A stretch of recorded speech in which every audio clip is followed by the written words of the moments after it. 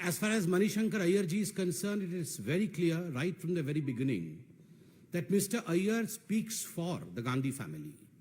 He is the spokesperson of the Gandhi family. So this is not just Mr. Manishankar Iyer's way of thinking, it's the Gandhi family's way of thinking, and we are aptly clear about the fact that right from the very beginning, the Gandhi family or the coterie of the Gandhi family could never tolerate the fact that there was someone apart from the Gandhi family named Mr. P.V. Narasimha Rao, who was a non-Gandhi family person and could complete the term of Prime Minister's office, the 5 years term, despite being not from the family.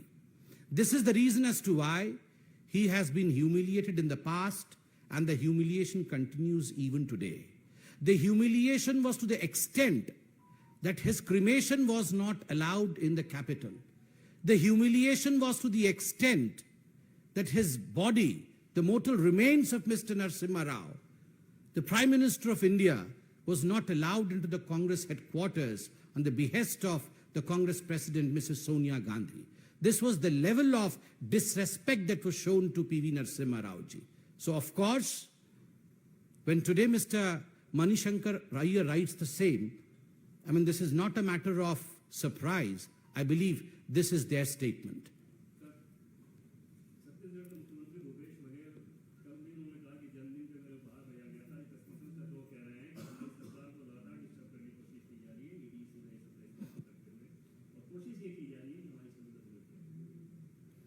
जहां तक छत्तीसगढ़ की सरकार है और उनकी छवि है, छवि को धूमिल करने के लिए हमारी आवश्यकता नहीं। जिस प्रकार के बड़े बड़े घोटाले, घोटालों की दुकान, घोटालों की मंडली छत्तीसगढ़ की सरकार ने खोला हुआ है और उसका फ्रेंचाइजी भी बांटा हुआ है। हेडक्वार्टर तो है ही कहां, आप जानते हैं, उसके फ्रेंचाइजी भी है। तो स्वाभाविक रूप से जब इस प्रकार से भ्रष्टाचार के दुकान खुलेंगे, घोटाले होंगे, चाहे वो सट्टा के घोटाले हों या वो शराब के घोटाले हों, चाहे वो कोयला के घोटाले हों, तो स्वाभाविक रूप से छींट उनके ऊपर पड़ेंगे। और जब पेड किया है ब्राइब, तो होंगे ही रेड। रेड तो होंगे ही, रेड क्यों नहीं होंगे? वो जमाना लद गया, वो जमाना बदल गया है जब आपको लगता था कि भ्रष्टाचार हमारा जन्मसिद्ध अधिकार है। आप बताइए, आपने चार्जशीट देखा है कि नहीं मुझे पता नहीं, आप बताइए, जिन लोगों ने चार्जशीट पढ़ा होगा, ये लगभग 37 पेजेस का चार्जशीट है। इस चार्जशीट में स्पष्ट रूप से कहा गया है एएसआई चंद्रभूषण वर्मा, ये चंद्रभूषण वर्मा जो एएसआई है, पुलिस का एक अधिकारी है, 65 करोड़ रुपए का लेन देन वो खुद स्वीकार करता है। और वो स्वीकार करते हुए रवि उप्पल जी का नाम लेता है। कौन है ये रवि उप्पल? और बाकी जिनका नाम लेता है विनोद शर्मा। कौन है ये विनोद शर्मा? ये मुख्यमंत्री के खुद के लोग। जब उनका नाम चार्जशीट में आता है और खुद ये कन्फेशन स्टेटमेंट में लिया गया है, तो आपको क्या लगता है इस पर किसी प्रकार की कार्यवाही नहीं होनी चाहिए? केवल इतना ही नहीं, कोयला घोटाला लगभग 540 करोड़ रुपए का, उसमें उप सचिव सौम्या चौरासिया का क्या रोल था? क्या आज सौम्या चौरासिया, जिसके घर से नोटों के बंडल निकले थे और नोटों के बंडल को आप सभी बंधुओं ने दिखाया था टीवी में भी, क्या जब घर से नोटों के बंडल निकलेंगे तो उस पर कोई कार्यवाही नहीं? कौन सुपर सीएम कौन था? ये सौम्या चौरासिया कौन थी जो जेल के अंदर है? और कौन कौन से कांग्रेस के कार्यकर्ता आज जेल के अंदर है, ये आप भी जानते हैं। तो स्वाभाविक रूप से जब ऐसी कार्यवाही होगी, इस प्रकार का भ्रष्टाचार होगा, तो सख्त कार्यवाही होगी। शराब के घोटाले में 2000 करोड़ से अधिक का घोटाला हुआ है। 2 काउंटर खोल करके वहां हवाला का कांड किया गया है। तो स्वाभाविक रूप से कार्यवाही तो होगी ही, इसमें किसी को एपोलोजेटिक होने की जरूरत नहीं है।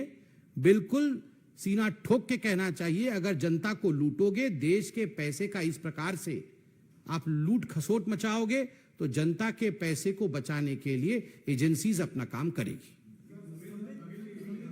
आप सबका ले लेंगे।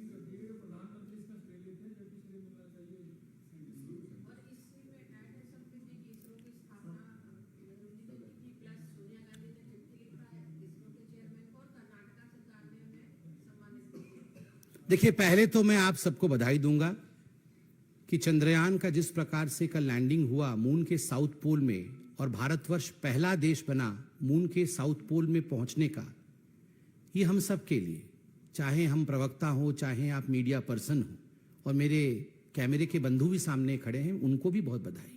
हम सब भारतीय हैं। चलिए, नोकझोंक राजनीति में चलती रहेगी, बहुत प्रेस कॉन्फ्रेंसेस होंगे, मगर जब चंद्रयान चंद्र में पहुंचा, भारत के ध्वजा के साथ पहुंचा, तो हर भारतीय का छाती चौड़ा हुआ है, गर्व से चौड़ा हुआ है। उस समय वो छाती भाजपा का नहीं या कांग्रेस का नहीं। मैं आज इस विषय में, इतने विराट विषय में, जब पूरा विश्व हिंदुस्तान को वाह वाह कर रहा है, हिंदुस्तान को कांग्रेचुलेट कर रहा है, शाबाशी दे रहा है हिंदुस्तान को, आज मैं एक प्रवक्ता के रूप में नहीं, एक साधारण भारतीय के रूप में कहूंगा, लेट्स नॉट फाइट टुडे। आज का दिन लड़ाई का दिन नहीं है। आज का दिन प्रत्येक भारतीय का दिन है। आइए मुस्कुराएं और जो श्रेय हिंदुस्तान को मिला है, गर्व से कहो कि हम भारतीय हैं, गर्व से कहो कि देश आगे बढ़ रहा है।